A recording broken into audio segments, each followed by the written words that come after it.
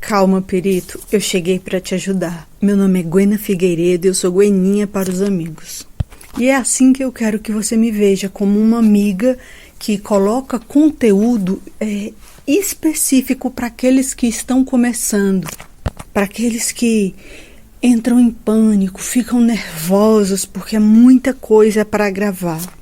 A nossa cabeça não tem condição de guardar tantos detalhes, então eu quero que você me veja como perita e sua amiga. E como amiga, o que eu posso te oferecer é o meu aprendizado. E se ninguém quiser ser meu coleguinha, o aprendizado é todinho para mim. Porque o negócio é o seguinte, se você gostar de mim, seja bem-vindo. Se não gostar, entra na fila. Mas vamos ao que interessa, porque o assunto aqui é grafoscopia e não minha vida. Eu queria esclarecer para você uma coisa que a grafoscopia não é. Porque existem pessoas que estão totalmente enganadas sobre o que é e o que não é a perícia grafoscópica. A perícia grafoscópica não se trata meramente por busca de semelhanças e diferenças entre duas escritas. Não é você pegar duas escritas e dizer, isso aqui é semelhante com isso aqui. Não existe perícia assim. Não, você vai observar os hábitos gráficos da peça questionada e da peça padrão e você vai fazer uma análise para ver se a probabilidade de ser da mesma pessoa é de tantos por cento ou não. Porque é uma análise probabilística.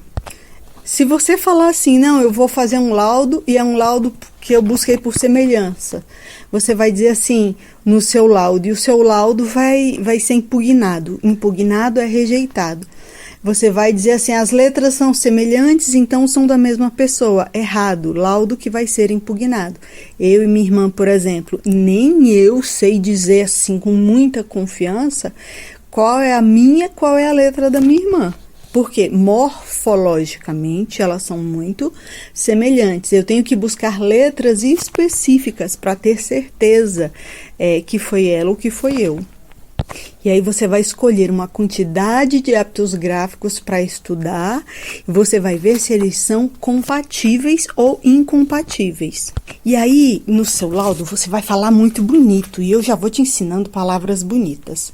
Porque uma coisa é você falar simples assim e outra coisa é você enriquecer o seu laudo.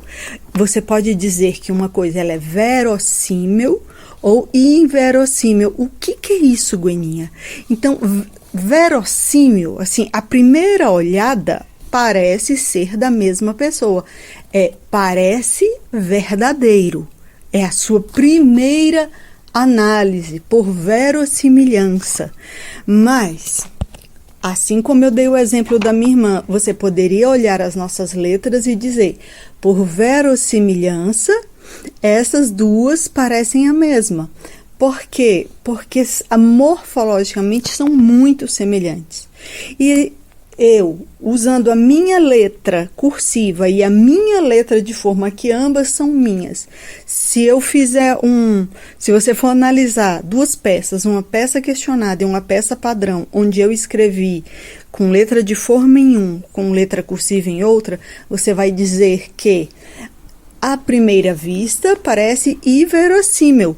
Então, ser verossímil, parecer falso, parecer verdadeiro, é uma coisa para leigos. E é por isso que eu estou falando para você que não se trata de buscar por semelhanças e diferenças.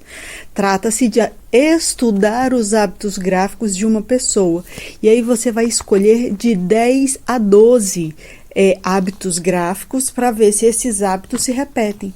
E você não caia na besteira de peguei a peça padrão, a peça lá que está lá no processo, e eu vou pegar, dentro da minha coleta de padrões, vou escolher a assinatura mais parecida. Não, você tem que sair da sua zona de conforto e pegar tanto a mais parecida, quanto estudar a menos parecida, menos semelhante. E é por isso que eu falo para você que você vai criar um texto lá na sua coleta de padrões, onde vai haver uma coleção de palavras.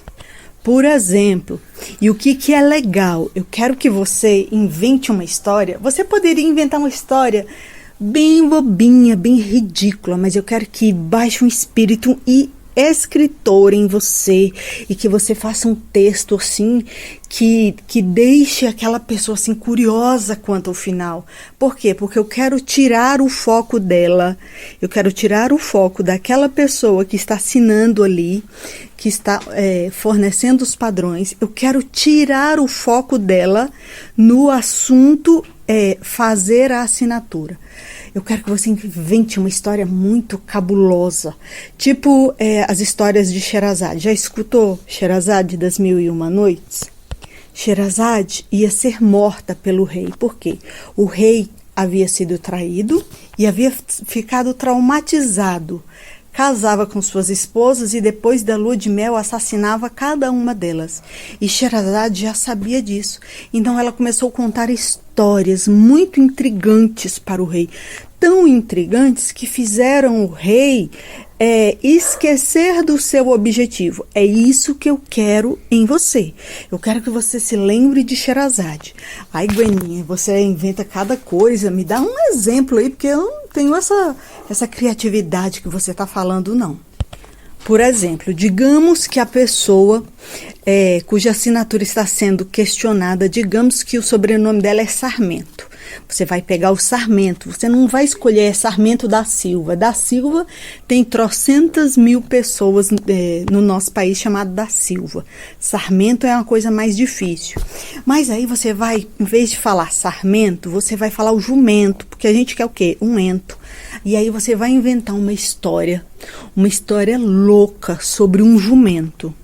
E você inventa uma causa lá que, mesmo que seja uma história infantil, que o advogado era um jumento o advogado era um jumento que não tinha argumento. Você tem que repetir o ento. E outra coisa, Gweninha, pronto, vou fazer uma coleção de palavras que tudo termina em ento. Não precisa. Por exemplo, você pode colocar que o advogado, que era um jumento sem argumento, subiu no topo de uma montanha. O que você está buscando? O to do sarmento. Só que aí você vai ver que o to do sarmento é uma sílaba final e o outro é uma sílaba inicial.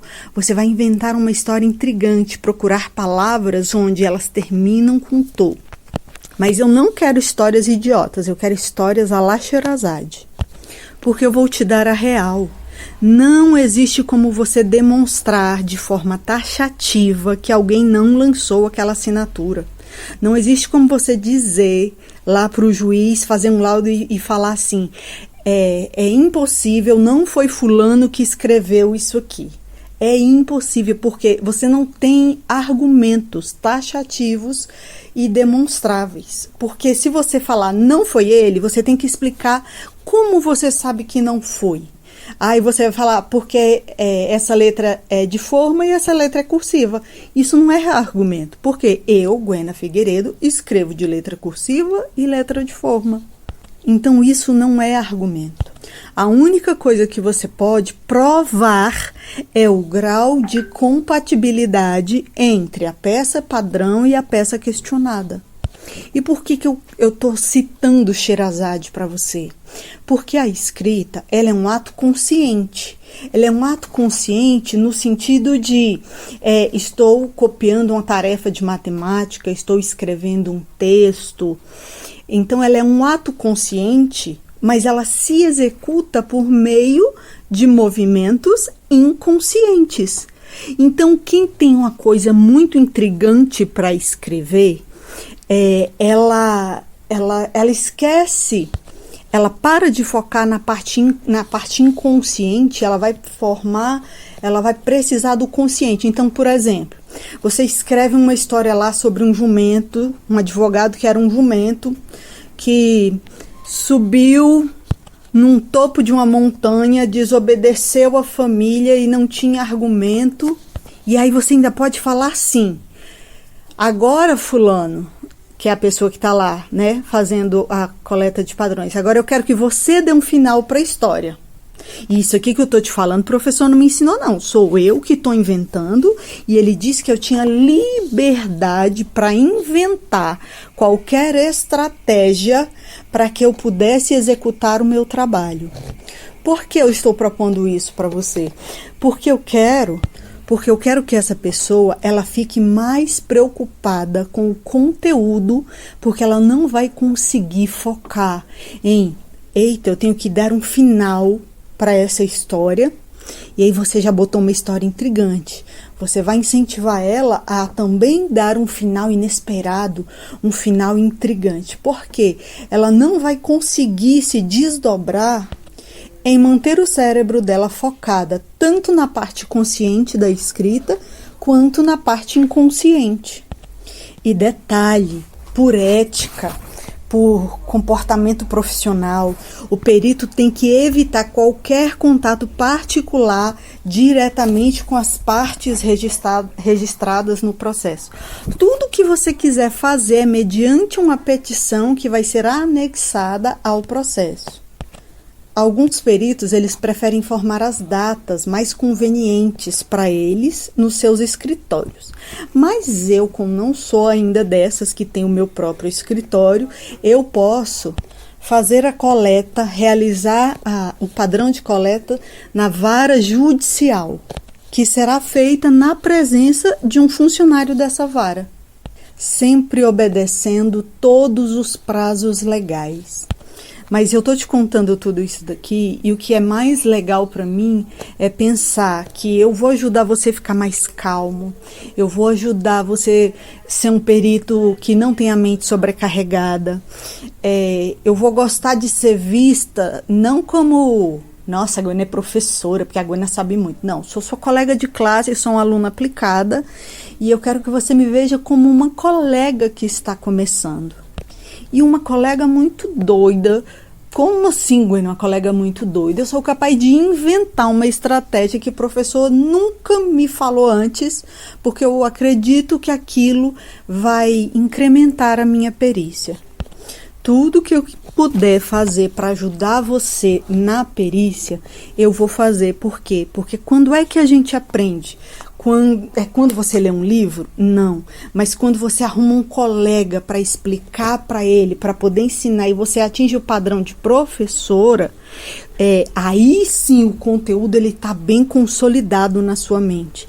Então ajudar os outros é a coisa mais inteligente que você pode fazer. Tem outro perito, tá começando, para de ser besta, de dizer, não vou contar isso para fulano, vou evoluir sozinho. Colocaram na cabeça das pessoas que a vida é uma corrida, e as pessoas têm um prazer, um vício em competir para chegar numa linha de chegada onde não tem troféu nenhum. A única coisa que eu quero é que você fique calmo, para que nós possamos vencer juntos.